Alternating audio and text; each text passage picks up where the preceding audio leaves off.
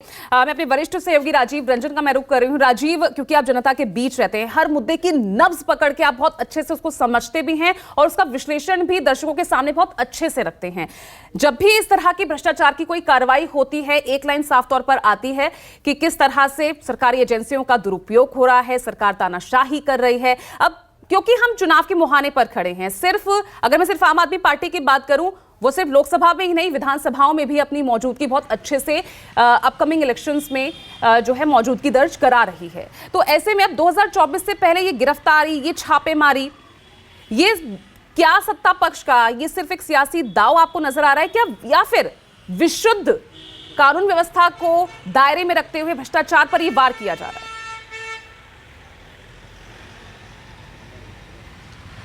देखिए पूजा, इस सब पर बातचीत करूं उससे पहले जो सबसे ज़्यादा हैरत अंगेज बात मुझे लग रही है और सबसे ज़्यादा आश्चर्य जिस बात पर मुझे हो रहा है वो ये कि जिस देश में क्रिकेट को एक धर्म माना जाता था, आज उसी क्रिकेट का वर्ल्ड कप शुरू हो रहा है।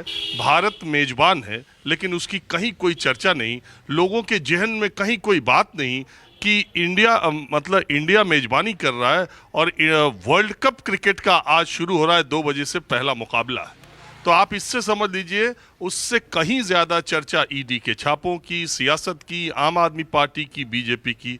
तो मुझे ऐसा लगता है कि क्रिकेट अब भारत में, हिंदुस्तान में शायद उस तरीके से धर्म नहीं रहा, अब राजनीति ने उसकी जगह ले ली है, क्योंकि इतनी ज़्यादा दिलचस्प, इतनी ज़्यादा रोमांचक हो गई है कि क्रिकेट कहीं पीछे छूटता जा रहा है और उसकी जगह राजनीति ने ले ली। अब दूसरी बात ये, मुझे ठीक से देखिए, जनता की स्मृतियाँ बहुत जल्दी धुंधली पड़ जाती हैं, लेकिन हम ही लोग हैं जो याद दिलाते रहते हैं।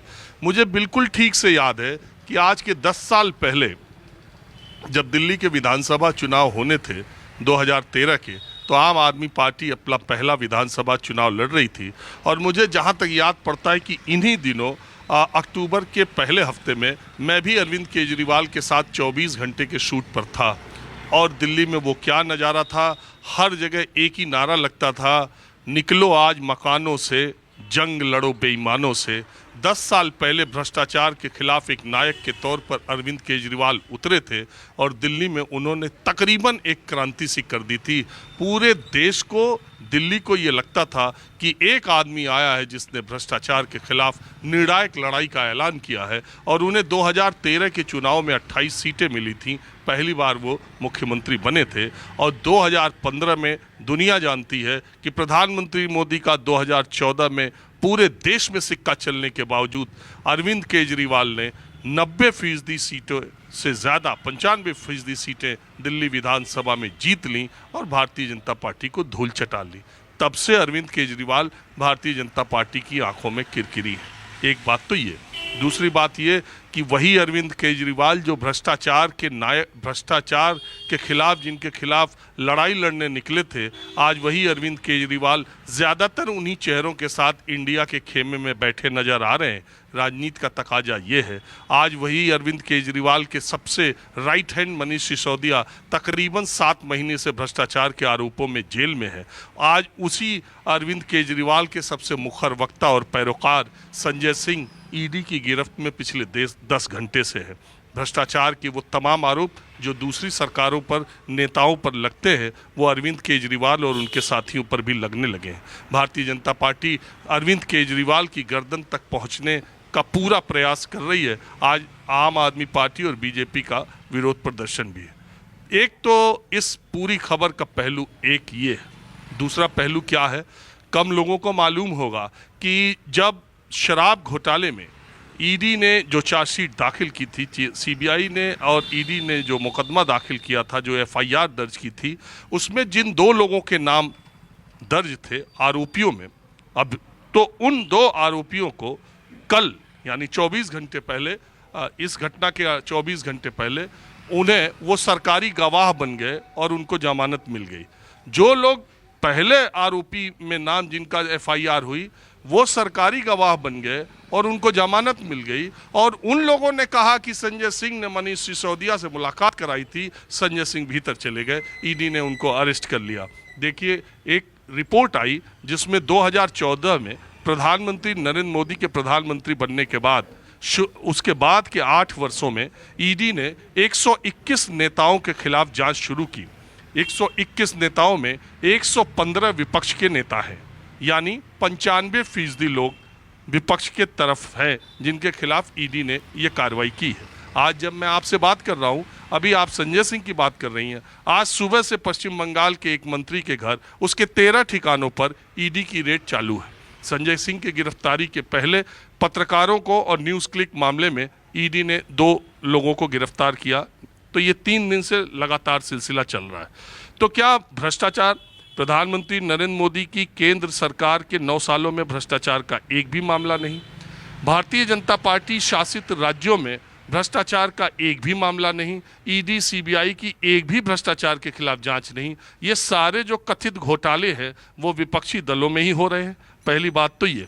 दूसरी बात, यही शारदा चिट फंड घोटाले में आज के असम के भारतीय जनता पार्टी के मुख्यमंत्री हेमंत बिस्व के खिलाफ भी ईडी ने पूछताछ की थी, सम्मन दिया था, आपको याद होगा। बाद में वो भारतीय जनता पार्टी में शामिल हुए, ईडी की जांच कहाँ गई इसका पता नहीं, उल्टे वो एक प्रदेश के मुख्यमंत्री बन गए।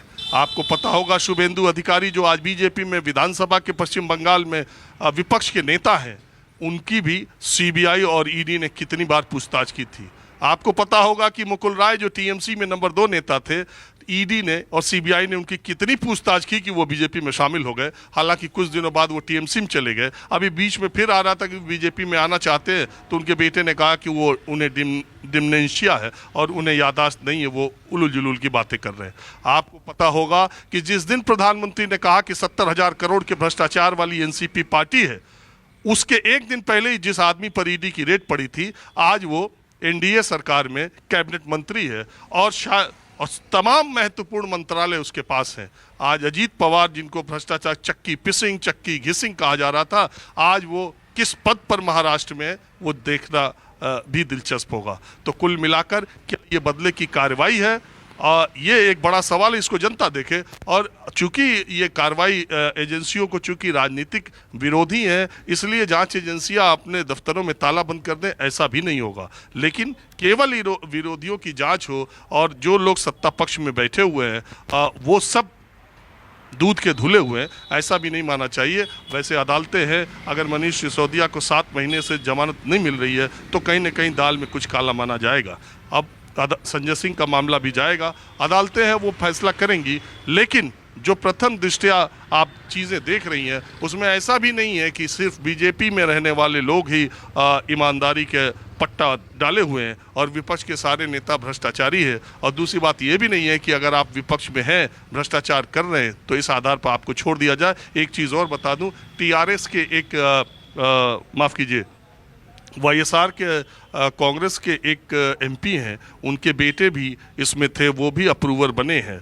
कहा यह जा रहा है कि प्रधानमंत्री ने कुछ दिनों पहले तेलंगाना में जो ये बयान दिया था कि केसीआर उनकी तरफ आना चाहते हैं लेकिन उन्होंने मना कर दिया, उसकी वजह यह भी है कि के कविता जो कि केसीआर की बेटी हैं, उनका रिश्ता भी कथित शराब घोटाले में जोड़ा जाता है। और दूसरी तरफ जगन रेड्डी को एनडीए की तरफ खींचने के लिए शायद ऐसा आरोप लगाया जा रहा है कि वाईएसआर के कांग्रेस के जो एमपी हैं, उनके बेटे को सरकारी अप्रूवर बनाया गया है और उनको जमानत मिली है। बहुत अंदर की आपने जानकारी दी है और ये सीधे सीधे जिस तरह से आपने विश्लेषण किया है वो इन सवालों की और ज़्यादा परत खोलते हुए नजर आता है। लेकिन राजनीति है, अपने चरम पर होगी और इस वक्त हम वो होते हुए देख भी रहे हैं। तो चलिए अब आगे राजनीतिक मेहमानों का मैं रुख कर रही हूँ।